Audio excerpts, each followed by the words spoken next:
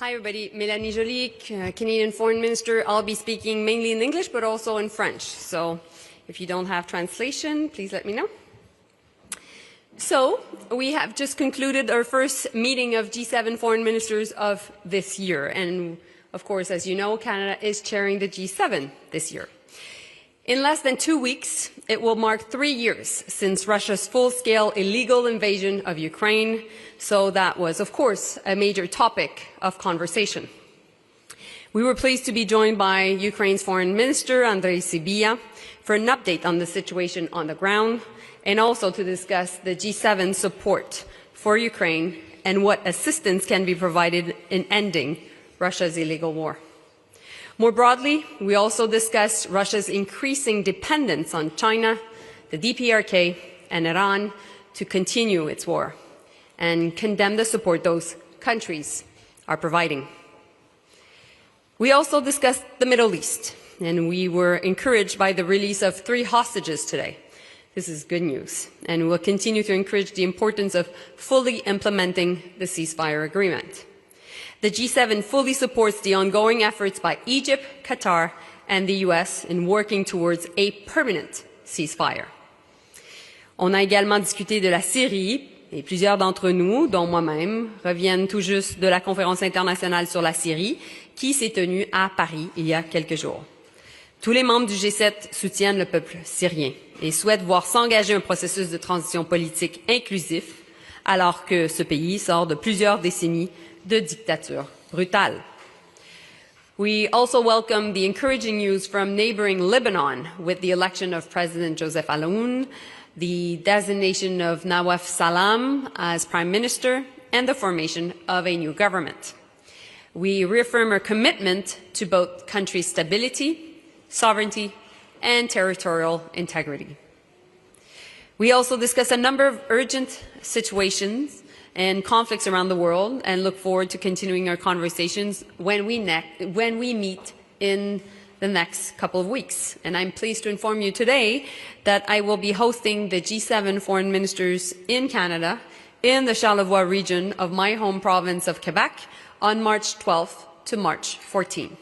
Donc, je suis très heureuse d'accueillir les ministres des Affaires étrangères du G7 au Canada, dans la région de Charlevoix, dans ma belle province de Québec, du 12 au 14 mars. I'm pleased now to answer your questions. Thank you. Yes, in the back. Oh, well, in the front. Let's go. Okay. Thank you so much. Max Delaney, Agence France Presse. Can you tell us, did you discuss today readmitting Russia to the G7, as Donald Trump said he wanted to do? Thank you very much. No, we didn't. And I'm telling the position of Canada, no way this will happen.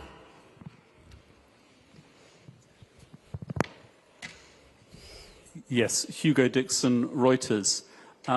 Did you discuss the planned peace talks for Ukraine? And if so, did you reach any decision about whether Ukraine and Europe should be involved and have a seat at the peace talks, and whether Ukraine and America should agree a common line before President Trump meets President Putin?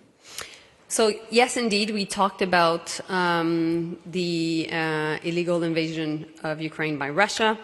Yes, indeed, we spoke about the importance of having Ukraine at the table and also allies at the table, including, of course, Europe and Canada. Yes, we did talk about how we can make sure that ultimately Ukrainians that have been fighting for their freedom, but also for ours, are able to get just, comprehensive and long-lasting peace. And it was clear to all of us that we need to make sure that the peace that eventually can be in place is not a peace that is dividing us, but a peace that is able to unite us. And so in that sense, we'll continue to support Ukraine and we'll continue to put maximum pressure against Russia. And that was a clear commitment coming from the G7. Yes, but did you discuss the need to have Ukraine and the European allies at the table, but did you have a collective agreement that that would be the case? Yes, we did. And so America agreed that. Rubio agreed that too. Well, listen, I won't speak for Secretary of State Rubio. You can ask him questions directly. But there was a clear understanding that we need to make sure that Ukrainian voices are at the table, that Europe and Canada is at the table, because ultimately it is also about Ukraine's security, but it's also about the Euro-Atlantic security. Dean Baxendale, Sunday Guardian, Optimum Publishing in Toronto. In the meeting, during this stage, with the battle still on the field, did you see Americans' commitment to continue to support the Ukraine efforts to defend itself? And is it unwavering? Thank you. Well, you know, I don't know if you've seen our joint statement. The joint statement was published, and so we were able to agree on a very clear text. And the idea is to make sure that we continue to put pressure on Russia, particularly through sanctions, by imposing further costs on Russia. I'm just reading out this statement per se, so I think you'll be able to take it out of what's written here. But fundamentally, we all know, and you know, I'll talk for my part, I was here in 2022 at the Munich Security Conference just before the launch by Russia of its illegal invasion. And we know how much the G7 has been fundamental in organizing the support to Ukraine. And in that sense, there is a deep sense of responsibility that all foreign ministers have in the context of our support to Ukraine. Thank you. Yes. Oh, yes. Hi, Karen Axelson from the Danish daily Politiken. Two questions, if I may. After your talk with Rubio, what was your impression of the American engagement in Europe and in NATO? And my other question is, do you leave this conference in Munich more relieved or more worried? Thanks.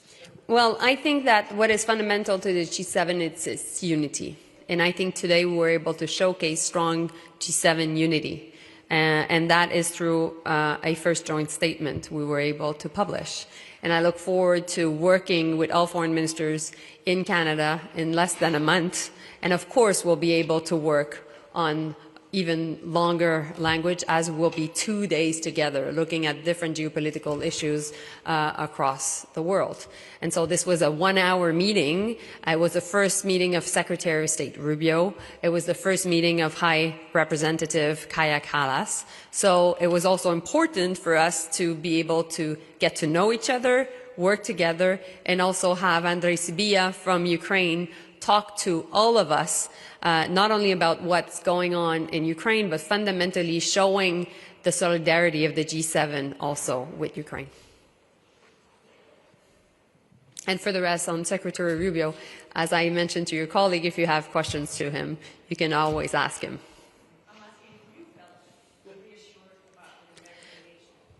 In Europe, I can't talk for Europe, but what I can tell you is, of course, we all understand that we need to do more when it comes to defense spending and defense engagement. I'll talk for Canada. We definitely know. And that's why we came up with a new defense policy. That's why we're speeding up our investments. That's why also we've talked to the Americans about the fact that we need to make sure that their supply chains, even in the defense industries, are able to provide the equipment we've been ordering and that we'll continue to order from them. On my side, my preoccupation is, of course, Euro-Atlantic security, but also working, and I'm talking about Denmark and other Nordic countries, it's about the protection of the Arctic. And the fact that fundamentally right now, China and Russia are working together, and there is now military cooperation and exercises happening in the Arctic, and we need to do more. And so this is a conversation I've had personally with Marco Rubio on this issue. This is a conversation I've had with your foreign minister, who's a good friend, Lars, and I know that Prime Minister Trudeau has had with Mette Frederiksen as well. Yep. Thank you. First of all, thank you very much for having this. My name is Sho Kawakita with Kyoto News, Japanese News Wire Service. I have two questions, if I may. One is, you just mentioned the just and lasting peace. And I'm just back from the panel discussion attended by Japanese Foreign Minister. He also stressed the need to achieve the just and lasting peace. But I'm not so sure about the definition of just and peace. What is just, and how can we achieve the lasting peace? That's my first question. And second one is about China. You just mentioned the cooperation between China and Russia. And I understand that there is an ongoing discussion in Washington about the China's role and position. And some say China is, has already become an official member of the Axis along with Russia and North Korea. And the others say that China is not, China is different from Russia. China is in the middle, and China has some roles to play. So what is your take on this, and what kind of role do you think China could play? Thank you. Thank you. For your first question, and I think it will be, you know, I'll read just the sentence that is written, and I think it will answer some of your questions as well. It's written, the G7 members discuss Russia's devastating war in Ukraine. And then we go on saying they underscored their commitment to work together to help to achieve a durable peace and a strong and prosperous Ukraine, and reaffirm the need to develop robust security guarantees to ensure the war will not begin again. So the question of security guarantees is written and is all agreed upon. First. Second, being a Pacific nation, Canada, and understanding the reality of Japan, what is clearly stated from all the G7 foreign ministers is that there's a connection between the Euro-Atlantic security and the Indo-Pacific one. Because, of course, of the DPRK's support to Russia's invasion of Ukraine, because also of China supporting as well Russia through sanctioned invasion. And to that we add also Iran, who is providing also military equipment to Russia. And in the statement we also discussed the provision to Russia of dual-use assistance by China and of military assistance by DPRK in Iran, and we condemn all the support. So it is clear in the statement, and of course it is definitely something we've worked on and discussed. Lauri Nurmi, Foreign Security Policy Correspondent from the Finnish Iltalehti. Canada is the framework nation in NATO's EFP operation in Latvia. If needed, are you ready to send more Canadian soldiers to Latvia? And what could be your country's contribution to the security guarantees we are now discussing about in the case of Ukraine? Thank you. Thank you. So we already increased, and when the decision was made from going to a battle group to a brigade, since Canada was indeed leading this important multinational brigade, we went from 700 to now up to 2,000. So that decision was done nearly a year and a half ago. And so we'll continue to be there, supporting, of course, the eastern part of NATO, working with the Latvian people and the Latvian government through also, of course, NATO, and working with other countries, including many of those that you are coming from today. And we think that we have a secret when it comes to being able to organize 12 different nations in making sure that we are able to defend NATO's eastern flank, but also to be able to be interoperable together. And so we're very proud, and we'll continue to make some investments in the protection of Europe. Meanwhile, I must say, which was linked to the answer I provided a bit earlier, we believe that the Arctic is undergoing much more stronger geopolitical tensions, and that's why we came up with a new defense policy and a new Arctic foreign policy that clearly states that Canada will be working with the 7 out of the 8 Arctic states, the 8th one being, of course, Russia. Now the 7 others are part of NATO, with Finland and Sweden now being part of NATO. And we want to have an Arctic security dialogue together. And we want to make sure that we invest even more in the protection of the Arctic. We're buying 8 new submarines, we're buying patrol ships, we're buying also new drones, we're buying and building new icebreakers, and we're also part of the Ice Pact along with Finland and the US. So you're seeing that for us, it's also something that we'll continue to do. And we believe that NATO has to play a bigger role also in the protection of the Arctic. And finally, of course, we're an Indo-Pacific nation, and we have to make sure that we protect our western flank. There's no security architecture in the Indo-Pacific. There's no NATO in the Indo-Pacific. So we need to make sure ultimately that we find a way to cooperate with Japan, with South Korea, with the US, because ultimately we need to protect the Arctic, because the West is a gateway to the Arctic.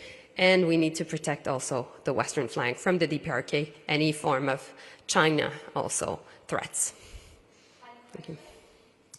On that same subject, Minister, do you see, with recently the announced joint fentanyl money laundering task force in Canada and more cooperation with the United States, is there a possibility that we could see a joint naval with U.S.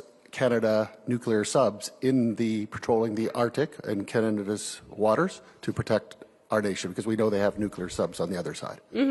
Well, so a couple of things. We are now looking at what type of submarines we will buy, and we want to make sure that we can buy submarines that are able to go and patrol the Arctic, particularly as the Arctic is melting and the Northwest Passage becomes one of the fastest way between Asia and Europe. And we need to protect our own sovereignty, and we need to protect, in general, NATO and NORAD territory. When it comes to working with American troops, we do a lot of naval cooperation already, and we're always ready to see what we can do more. Yes, I was reading the communique, which I found, but it wasn't quite clear to me. Are you suggesting that if Russia doesn't enter into good faith negotiations over Ukraine, there would be more sanctions against Russia, in particular on oil and gas? Well, we believe that it is fundamental to use the sanctions as a way to put more pressure on Russia. And this is something that also is important to our American friends as well. Okay, thank you. Thank you. Good. Thank you, guys. No question in France, even from Agence France Presse. Questions were in English. Thank you. Merci beaucoup.